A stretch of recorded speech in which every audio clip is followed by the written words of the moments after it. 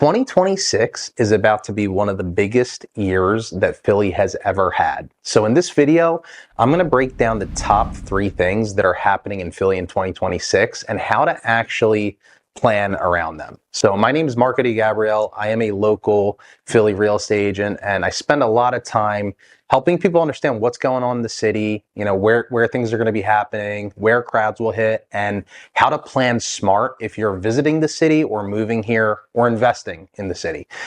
So if you are trying to catch Philly at its absolute peak, 2026 is definitely your moment. It is going to be a great year here in the city.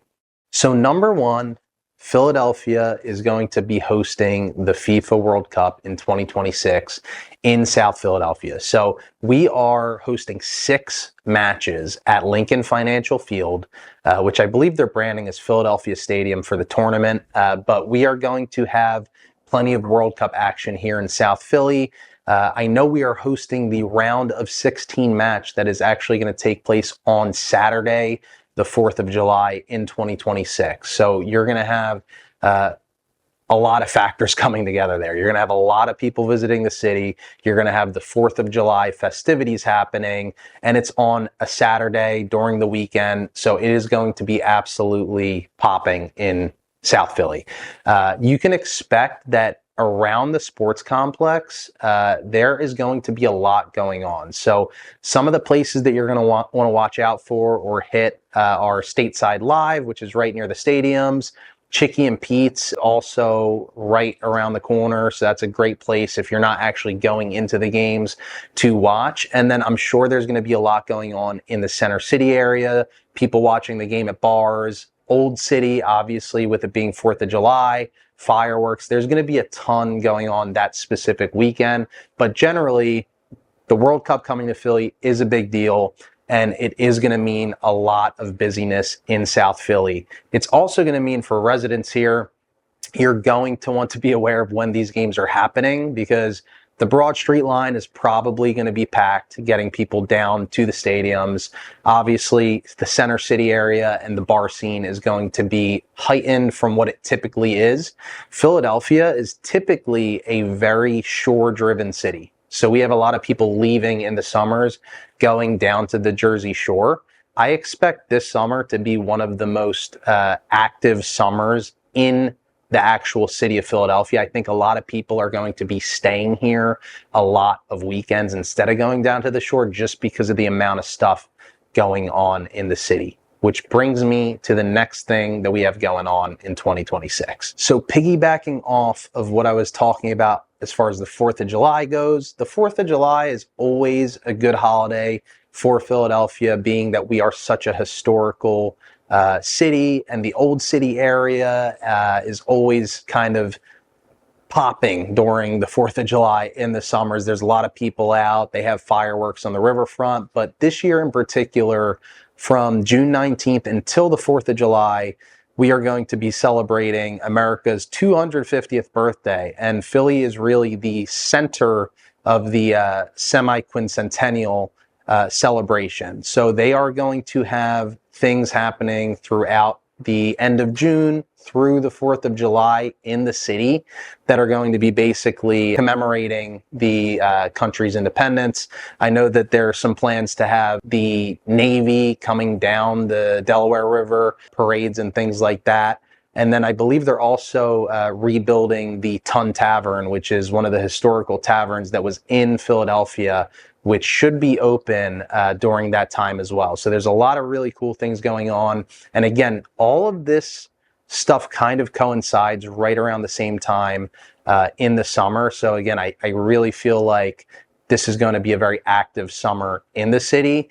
I would assume that most of the activity surrounding the 250th birthday celebration is going to end up being in the Old City Independence Hall area. So if you're living in that area or if you're looking to buy in that area, just expect that this summer is going to be very active. There's going to be a lot going on, but probably more tourists than usual, specifically in that area, because that is the most historical area of the city where they're going to be running a lot of those celebrations. And then last but not least, Philadelphia is hosting the MLB All-Star Week again in July. So July 11th to 14th, the MLB All-Star Week is going to be in Philly, and there's going to be events at Citizen Bank Park and the Pennsylvania Convention Center. So South Philly is going to be buzzing. You're also going to have crowds in Center City because of the convention center. And basically, what I'm saying is July is going to be a very, very crazy month in Philadelphia. So prepare for it, whether you're visiting. Definitely look in advance for hotels. Things are going to sell out. I would assume that there's also going to be a contingent of Philadelphians who are probably going to leave the city and Airbnb their properties and try and, make some money on that. So there may be Airbnb options. Now, there are some restrictions on Airbnb residential properties. However, if you are a resident of the property and you show that you occupy the property, you actually should be able to rent the property if you want to, but you're going to want to look into the proper way to do that. But there's going to be a lot of packed hotels. There are going to be a lot of people Airbnb-ing out their properties. And I think that some of the most popular areas are going to be obviously Center City, but also East Passyunk, which is in South Philly, down a little bit closer to the stadiums, Happening Commercial Strip. And there's probably going to be a lot of congestion in multiple areas. So if you're visiting the city, I have some suggestions for where you may want to stay. So if you're more into the historical stuff that's going on and you're in here for kind of the walkability and seeing the history of the city, I would say you're going to want to look in Old City. There's some really good boutique hotels and also some larger ones in that area. If you just want easy access to both the stadiums as well as the walkability, I would say Center City around the Rittenhouse area is probably your best bet. There's a lot of hotels in that area. You're very walkable to the Broad Street line, so you can explore Center City, but you can also hop right down to South Philly if you want. If you are more looking to get ingrained with like the residential culture of the city and not be so much in Center City, you might want to look at renting an Airbnb somewhere in South Philly. I would suggest, if you're going to do that, probably the East Passyunk area, I think would be the best place to look at Airbnbs. There's also probably going to be some availability maybe in the Marconi area or the Packer Park area. Marconi and Packer Park are very, very walkable to the stadiums. So if you're looking for the walkability to the stadiums from your Airbnb, those might be places to look. East Passyunk, it's going to be a little bit more of a hike, but you can catch the Broad Street line right down.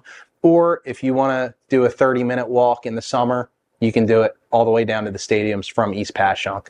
I would book early because I think things are going to tighten up and sell out fast just because there is so many different things happening right around the same time. So you're going to have driving events for different interests and different groups all happening during that end of June to early July time frame, and I think it's going to just drive a ton of people in.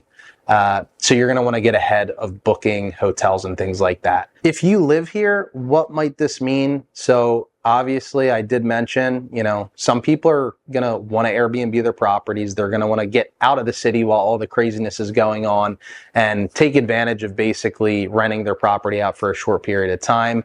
But the good news is, in general, Philly is about to get like a massive global spotlight in a very short period of time with the sports, the history, and I think that this is going to drive hopefully some repeat visitation to the city and long-term interest in the city that maybe we haven't had before. Anytime that cities get this kind of global stage, if they show well, it is a reason for people to come back, and it is a reason that people eventually sometimes want to move to those cities. So, this summer you're going to expect big crowds. There's going to be a lot of energy. There's going to be certain neighborhoods that maybe feel, different than they normally would. But ultimately, I do think it is a positive thing that, we're going to have a lot of interest here in the city. Ultimately, if you live here, if you own property here, the more attractive that our city is to the rest of the world, the better it is in terms of,